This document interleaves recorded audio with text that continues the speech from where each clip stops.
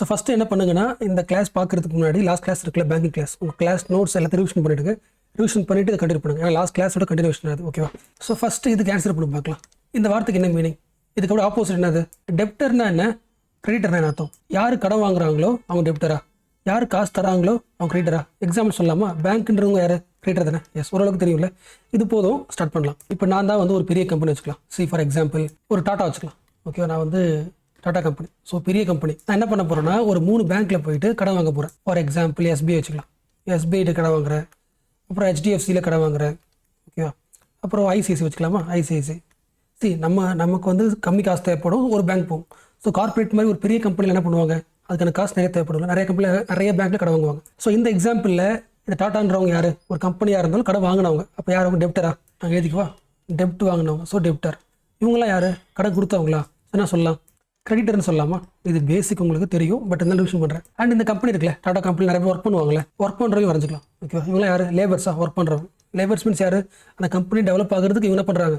எப்படி பேங்க் வந்து காசு கொடுக்குதோ அதே அவங்க என்ன பண்ணுறாங்க? லேபர் தராங்க, உடைக்கிறாங்க. ஸோ அந்த கம்பெனிக்கார என்ன பண்ணுறான்? அந்த லேபர்ஸோட உழைப்பு வாங்கிக்கிறாங்க, அப்புறம் பேங்க்லேருந்து காசு வாங்கிக்கிறாங்க. ஸோ பிஸ்னஸ் ரன் பண்ணுறாங்க.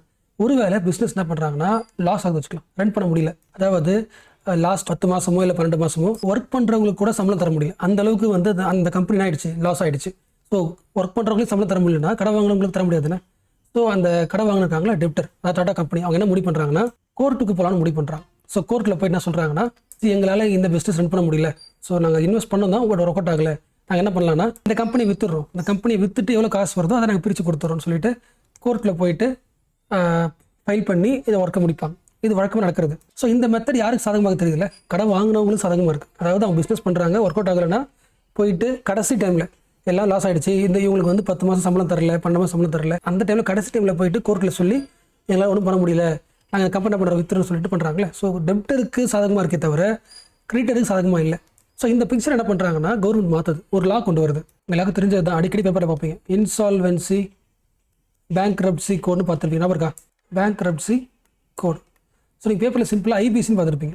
ஐபிசி இது வந்து ஒரு லாங்க, இது ரூல் 2016 கொண்டு வந்தாங்க. ஓகே, ஆக்சுவலாக இந்த வார்த்தை இருக்குல்ல, இன்சால்வென்சி இருக்குல்ல, இன்சால்வென்சி அர்த்தம்னா இப்போ அந்த கம்பெனிக்காரங்க போய் கோர்ட்டில் போய் சொன்னாங்களே, எங்களால் ஒன்றும் பண்ண முடியல, இந்த கம்பெனியை விற்று கொடுத்தா சொல்கிறாங்களே, அந்த கம்பெனியை விற்றுட்டு காசு தராங்களே, அதுக்கு பேர் இன்சால்வென்சி சொல்லுவாங்க.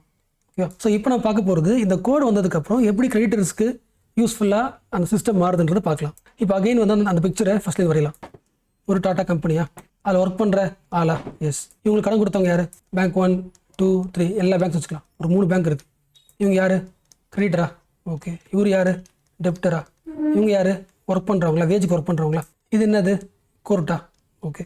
இப்போ 2016 வந்த லா படி என்ன பண்ணலான்னா, இந்த லேபர்ஸ் இருக்காங்களே அவங்களே யோசிக்கலாம். சரி, நம்ம வந்து இந்த கம்பெனியில் ஒர்க் பண்ணுறோம், டாடா கம்பெனி பெரிய கம்பெனி, பட் 5 மாதமா 6 மாதமாக சம்பளமே தரல, அப்போ இங்கே என்ன நடந்துட்டு இருக்கு, எங்களுக்கு காசு வேணும் அப்படின்னு சொல்லிட்டு கம்ப்ளைண்ட் பண்ணுறதுக்கு நம்ம ஒர்க் பண்ணுறாங்களே இவங்களே போக முடியும். அப்போ இவங்களாலே போக முடியும்னா கண்டிப்பாக யாராலே போக முடியும்?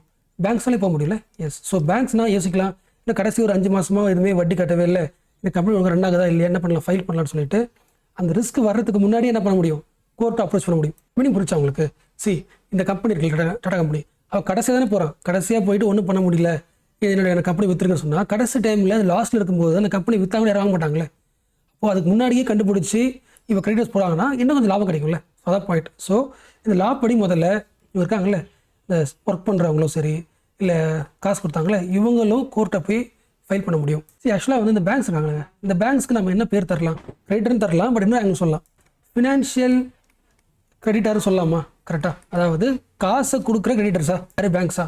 அப்போ இவங்க யார்? ஒர்க் பண்ணுறவங்க, அவங்களுக்கு என்ன பேர் சொல்லலாம்? இவங்களும் தன்னோட உழைப்பை தராங்க தானே, அப்போ இவங்களும் ஏதோ ஒன்று தராங்க, அப்போ இவங்களும் யார்? கிரெடிட்டர் தானே. அப்போ இவங்களுக்கு என்ன பேர் வைக்கலாம்னா ஆப்ரேஷனல் சொல்லலாமா? இல்லை கம்பெனி ரன் ஆகிறதுக்கான ஆப்ரேஷனல் கிரெடிட்டர் சொல்லலாமா? மீனிங் புரிஞ்சா? பேங்க்ஸ் காசு கொடுக்குற கிரெடிட்டர்ஸ், இவங்க தன்னோட லேபர் தர்ற இந்த கம்பெனி ரன் ஆகிறதுக்காக ஒர்க் பண்ணுற கிரெடிட்டர்ஸ். ஸோ இவங்க 2 பேருமே யார்? கிரெடிட்டர்ஸ் தான், பட் பேர் மட்டும் மாறுதில்ல. ஸோ ஒர்க் பண்ணுறவங்க ஆப்ரேஷன் கிரெடிட்டர்ஸ், காசு கொடுக்குற ஃபினான்ஷியல் கிரெடிட்டர்ஸ்.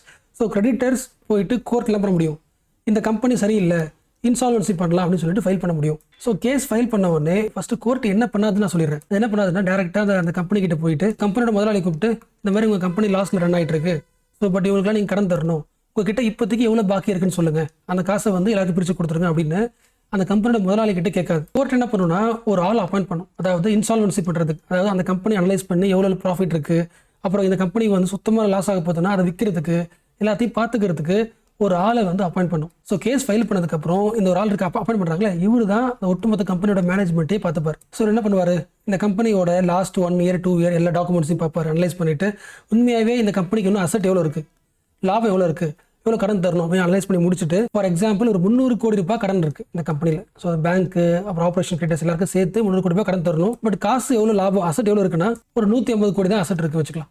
மிச்சம் ஒரு 150 கோடி அடிப்படுதுல. இப்போ என்ன பண்ணலாம், மேபி இந்த சிச்சுவேஷன் நடந்துட்டு இருக்கும்போது யாராவது ஒருத்தவங்க வரலாம், படத்தில் காட்டுற மாதிரி ஒரு ஹீரோ வரலாம், வந்து என்ன பண்ணலாம்னா, இந்த கம்பெனி இருக்குல்ல டாடா கம்பெனி, இது வந்து இந்த கம்பெனி ஒரு பிராண்டே பெரிய கம்பெனி. ஸோ இதுக்கப்புறம் நான் என்ன பண்ணிக்கிறேன், இந்த கம்பெனி வாங்கிக்கிறேன், நான் டோட்டலாக ஒரு 500 கோடி கொடுத்து டாடா கம்பெனியை வாங்கிக்கிறேன், இவங்களுக்கு தர வேண்டிய காசு நானே கொடுத்து என்ன பண்ணுறேன், இதுக்கப்புறம் இந்த கம்பெனி நானே மேனேஜ் பண்ண போகிறேன், என் பேரில் எழுதி கொடுத்துருன்னு சொல்லிட்டு காசை கொடுத்து அந்த கம்பெனியை வாங்கிக்கலாம். பாயிண்ட் புரியுதா? ஏன்னா அந்த பேரில் பிரச்சனை கிடையாது. டாட்டாக்கு நிறைய பிரான்ச் இருக்குது, நிறைய பிஸ்னஸ் இருக்குது, அதில் இந்த பிஸ்னஸ் மட்டும் லாஸ் ஆகுது கரெக்டாக, அப்போ மேனேஜ்மெண்ட் சரியில்லை கரெக்டாக.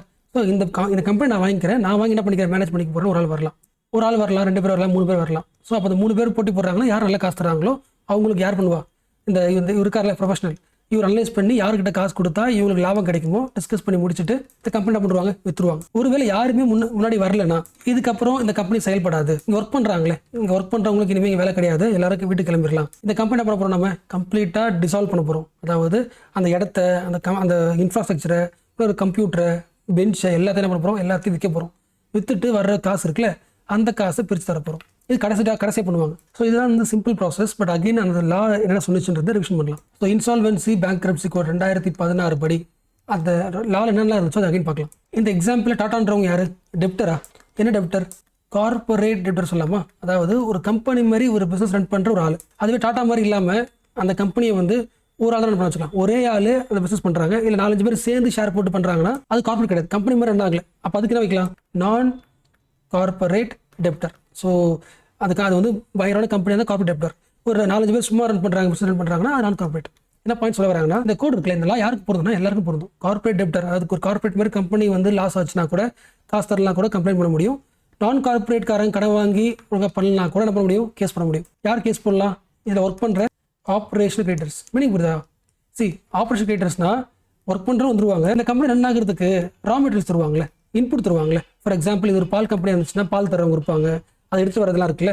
ஸோ அந்த ஆப்ரேஷனுக்காக ஹெல்ப் பண்ணுற எல்லாருமே, அந்த லேபரு இல்லை இன்புட் எல்லாருமே யார், ஆப்ரேஷன் கிரியேட்டர்ஸ் தானே. அவங்களுக்கும் காசு தர வேண்டியது இருக்கும்ல. ஸோ இவங்களும் எங்கே போகலாம், கோர்ட்டுக்கு போகலாம்.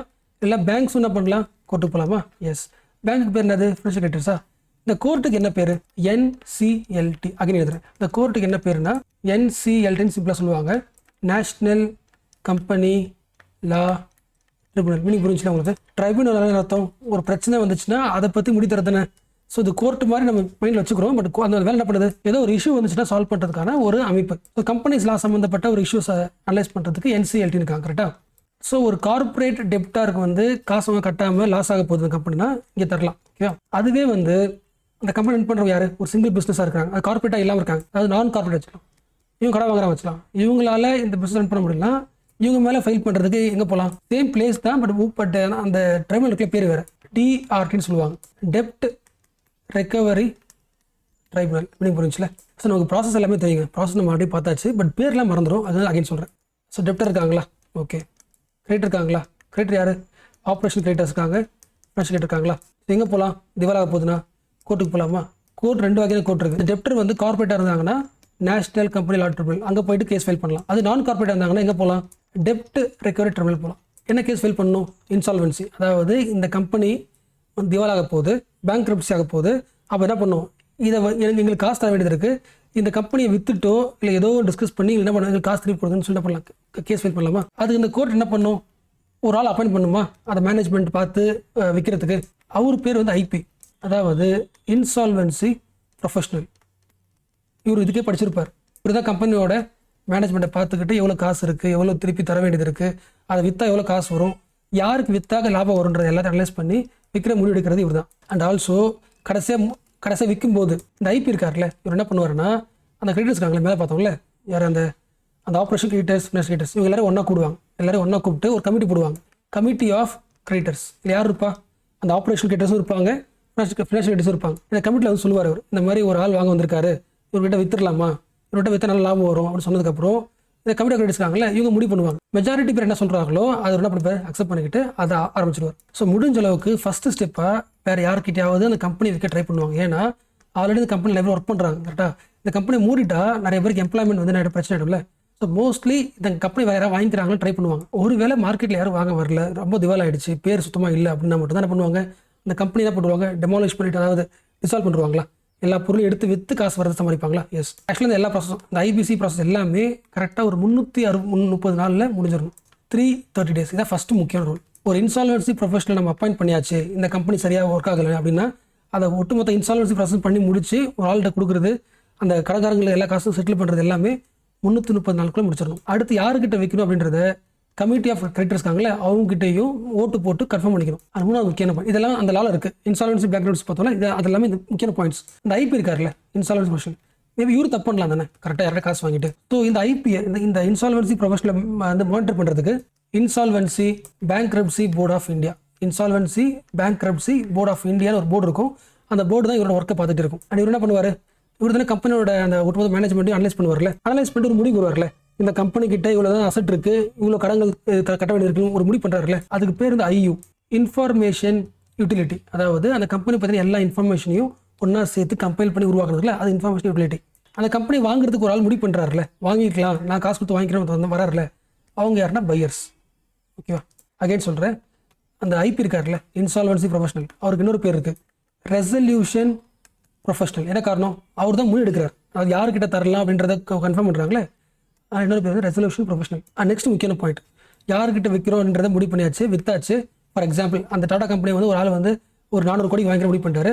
இந்த 400 கோடி காசு வாங்கின உடனே யாருக்கு அந்த காசு தரணும், பேங்க் கடன் கொடுத்து அவங்களுக்கு ஃபஸ்ட் தரணுமா, இல்லை ஒர்க் பண்ணுறாங்க அவங்களுக்கு தரணுமா, யாருக்கு காசு தரணுன்ற ஒரு சீரீஸ் ஆஃப் பாயிண்ட்ஸுமே இந்த ரூல் இருக்குது. இந்த ரூலில் ஐபிசியில் இருக்குது, அதை பார்க்கலாம். அதுக்கு பேர் என்ன சொல்லுவாங்கன்னா வாட்டர் ஃபால் சொல்லுவாங்க. அந்த காசு யாருக்கு போகுது, யார் வழியாக போகுது, ஃபஸ்ட்டு அந்த காசு வந்தவன், எக்ஸாம்பிள் 400 கோடி வருதுன்னா ஃபஸ்ட்டு யாருக்கு சம்பளம் இன்னும் கிடைக்காம இருக்குது, வேஜஸ் அப் டு 24 months, கடைசி 24 மாதம் சம்பளம் இல்லாமல் இருக்காங்களே அவங்களுக்கு முதல்ல காசு கொடுத்துருங்க. ரெண்டாவது கடன் கொடுத்தவங்களுக்கு காசு பிரித்து கொடுத்துருங்க.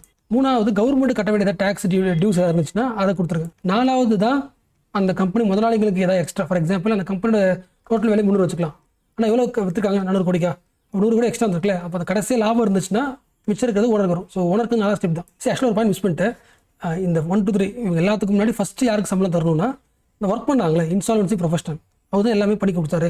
ஸோ அவர் ஃபஸ்ட் சம்பளம் கொடுத்துடணும், அவர் டாப்பில் வச்சுக்கோங்க. சரி, ஆக்சுவலாக இந்த டாபிக் இருக்கலாங்க, இது 2016 கரண்ட் அஃபேர்ஸ் தாங்க இது, ஓகேவா. பட் நம்ம இப்போ எக்கனாமி சிலபஸில் இது எல்லாமே ஆட் ஆகிடுச்சு. ஏன்னா இப்போ நீங்கள் எக்கனாமி பிஸ்னஸ் பேஜ் ஆரம்பிச்சு ஓப்பன் பண்ணிங்கன்னா கண்டிப்பாக இப்போ பார்த்தோம்ல கிரெடிட்டர்ஸ் அப்படின்ற வார்த்தை வரும், இன்சால்வன்சின்னு வரும். அதாவது ஒரு கம்பெனி வந்து திவாலாக போகுதுன்னா அது எப்படி வந்து அகைன் வேற ஆள்கிட்ட வைக்கிறது, இன்சால்வன்சி வரும். இன்சால்வன்சி ப்ரொஃபஷனல் வார்த்தை எல்லா வார்த்தையும் வந்துகிட்டே இருக்குது பேப்பரில். ஸோ மேபி கேட்கலாம். அண்ட் இந்த எக்ஸாம்பிள் ஃபஸ்ட் இது புரிஞ்சுட்டிங்களா, ஒரு பேங்க் தானே காசுக்கு தருது, கரெக்டாக காசு கொடுத்து ஒரு கம்பெனியில் மாட்டிட்டாங்கன்னா என்ன காரணம், யாருக்கு கடன் தரும் கட்ட தெரியல தானே, யாருக்கு தெரியல, பேங்க்கு தெரியல தானே. அப்போ பேங்க்கோட கவர்னன்ஸில் ஒரு பிரச்சனை இருக்குது தானே. ஸோ ஆர்பிஐ முடிவு பண்ணுதுன்னா ஓகே எல்லா பேங்க்ஸுமே இந்த மாதிரி ஏதோ ஒரு கம்பெனியில் கடன் கொடுத்து மாட்டிக்குது, அப்போ அந்த கம்பெனி விற்றா தான் காசு வருதுன்னா கவர்னன்ஸ் சரியில்லை. அப்போ எப்படி வந்து எல்லா பேங்க்ஸோட ஒர்க்கிங்கை சரி பண்ணலாம், அதுக்கு ஒரு கமிட்டி போடுச்சு. கார்பரேட் லெவலில் கவர்னன்ஸை வந்து அதிகமாக்குறதுக்கு ஒரு பேங்க்கில் எப்படி இம்ப்ரூவ் பண்ணலாம், அது ஒரு கமிட்டி போடுச்சு. அந்த கமிட்டியோட ஹெட் யாருன்னா PJ Naik.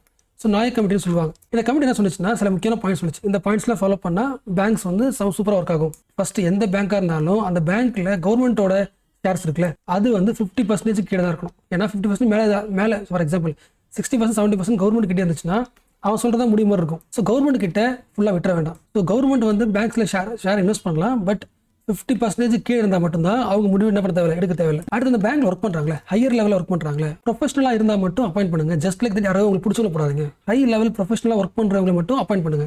Appointment should be like professional. அடுத்தது பேங்கோட சேர்பர்சன் இருப்பாங்களே, சேர்மேன் இல்லை சேர்பர்சன்ஸ். சேர்பர்சன் வந்து நம்ம என்ன சொல்லலாம், டேரக்டர்னு சொல்லலாம், இல்லை எம்டின்னு சொல்லலாம். என்ன பாயிண்ட் சொல்ல வராங்கன்னா அந்த சேர்மேனையோ இல்லை எம்டியோ அடிக்கடி மாற்றிட்டே இருக்காதீங்க. அட்லீஸ்ட் ஒரு 5 years அவங்க ஒர்க் பண்ணணும், அப்போ தான் கரெக்டாக ஒர்க் பண்ண முடியும். ஸோ அவங்களுக்கான அந்த பெர்மனெண்ட்டாக அந்த டைம் தராங்க. அடுத்து எந்த பேங்க்ஸ்லாம் குட்டி குட்டியாக வந்து கஷ்டப்படுதோ அதெல்லாம் ஒன்றா சேர்த்து ஒன்றா கிடைக்கும். பேங்க்ஸை மெர்ஜ் பண்ணுங்க. ஸோ தனித்தனியாக இருக்கும்போது கஷ்டப்படும். 4 பேங்க்ஸ் சேர்ந்து ஒன்றா ஒர்க் பண்ணிச்சுன்னா அதோட லெவலே பெருசாக இருக்கும்ல. அட் லாஸ்ட் முக்கியமான பாயிண்ட் இந்திரா தனுஷ். ஆக்சுவலாக இந்த வார்த்தை நிறைய இதில் வருங்க, சயின்ஸில் வரும், எக்கனாமியில் வரும். பட் இதில் நம்ம யூஸ் பண்ணுறது என்னென்னா, அதாவது இன்னும் சில முக்கியமான ஸ்ட்ராட்டஜி ஃபாலோ பண்ணி ஆகணும். For example A B C D E F G மொத்தம் 7 போட்டிருப்பாங்க. இந்திரா தனுஷ்னா ரெயின்போ மாதிரி வச்சுக்கலாம், rainbow like. So 7 types of கலர்ஸா, அதுமாதிரி 7 டைப்ஸ் ஆஃப் ஸ்ட்ராட்டஜிஸ், இது எல்லாமே தேவையில்லை, சில முக்கியம் தெரிஞ்சுக்கணும். இந்த பி நான் வச்சுங்க, பேங்க் போர்ட் ஆஃப் பியூரோ. சரி அகைன் சொல்கிறேன், நம்ம இந்த பேங்க்ஸ் 2 வகை இருக்கா, ப்ரைவேட் பேங்க் இருக்குது, கவர்மெண்ட் பேங்க் இருக்கா. சரி ப்ரைவேட் பேங்க்கோட எம்டியை சேர்மன் அப்பாயிண்ட் பண்ணுறதுக்கு என்ன பண்ணலாம், நம்ம என்ன பண்ணலாம், அவங்க என்ன படிச்சிருக்காங்களே பார்த்து அனலைஸ் பண்ணலாம். அதே ஒரு பப்ளிக் பேங்காக இருந்துச்சுன்னா கவர்மெண்ட் யாரை கை காட்டுறாங்களோ அவங்க சேர்மன் வந்துருவாங்களே. இப்போ கவர்மெண்ட்டே ஒரு ஆள் அப்பாயிண்ட் பண்ணிச்சுன்னா மேபி அவங்க வந்து கவர்மெண்ட் சாதகமாக இருக்கலாம். அப்படி தேவையில்லைன்னு சொல்லிட்டு இந்த பிஜே என்ன சொல்கிறாருன்னா, அந்த இந்திரா தனுஷில் இந்த பாயிண்ட் பி வச்சுக்கலாம், பேங்க் போர்ட் ஆஃப் பியூரோன்னு உருவாக்குங்க.